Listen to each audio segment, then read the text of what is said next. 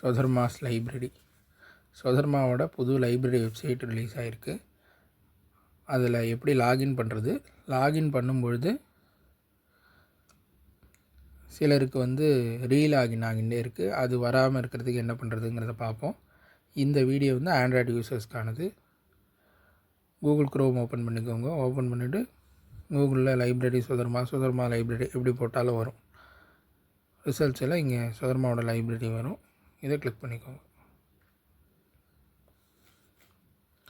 அந்தோடனே login page முதல்ல வரும். Welcome to library அப்படின்னு.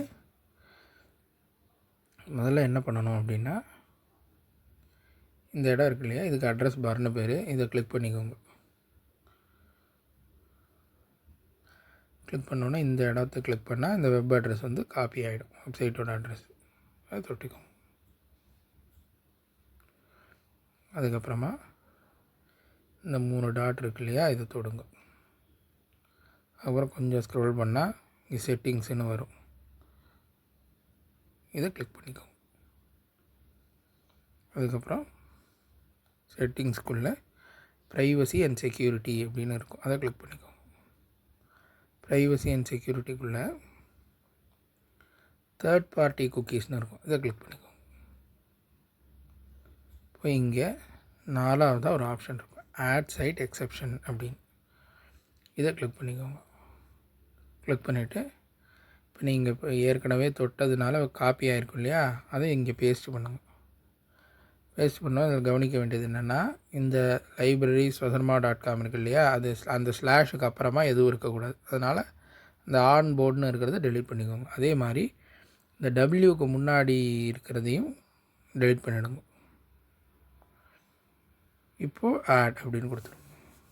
இப்போ இது ஆட் ஆகிடுது. இது எதுக்காக அப்படின்னா, குக்கீஸ் இந்த பர்டிகுலர் வெப்சைட்டுக்கு மட்டும் அலோவ் பண்ணுங்கிறதுக்காக. அப்போ தான் நீங்கள் ஒரு தடவை லாகின் பண்ணிட்டாலே இந்த வெப்சைட்டை நீங்கள் திரும்பவும் யூஸ் பண்ணலாம். ஒவ்வொரு தடவையும் லாகின் பண்ண வேண்டாம். இது டிசேபிளாக இருக்கிறதுனால உங்களால் ஒவ்வொரு தடவையும் நீங்கள் கொடுத்தோன்னே ரீலாகின் கேட்டுகிட்டே இருந்தது.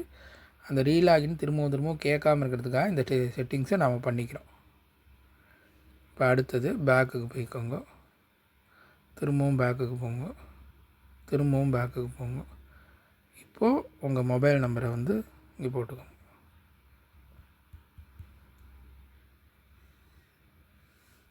போட்டாச்சுன்னா இப்போ ஓடிபி வரும்.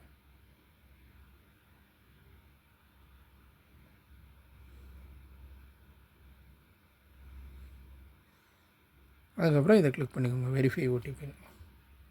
கிளிக் பண்ணியாச்சுன்னா இப்போ வெப்சைட்குள்ளே வந்துடும். அவ்வளோதான்.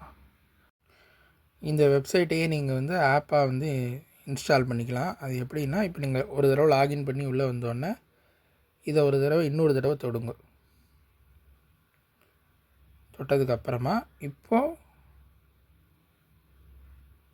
இந்த 3 டாட்டை தொட்டுட்டு இங்கே ஆட் டு ஹோம் ஸ்க்ரீன் இருக்கு இல்லையா, இதை தொடணும். தொட்டோன்னா சொதர்மாஸ் லைப்ரரின்னு வந்துடும். இங்கே இன்ஸ்டாலுங்கிறத தொட வேண்டியது. சிலருக்கு உடனே இன்ஸ்டால்னு வராது. க்ரியேட் ஷார்ட்கட்டு இன்ஸ்டால்னு 2 ஆப்ஷன் காமிக்கும். அப்போது இன்ஸ்டாலுங்கிறத கிளிக் பண்ணிக்க வேண்டியது.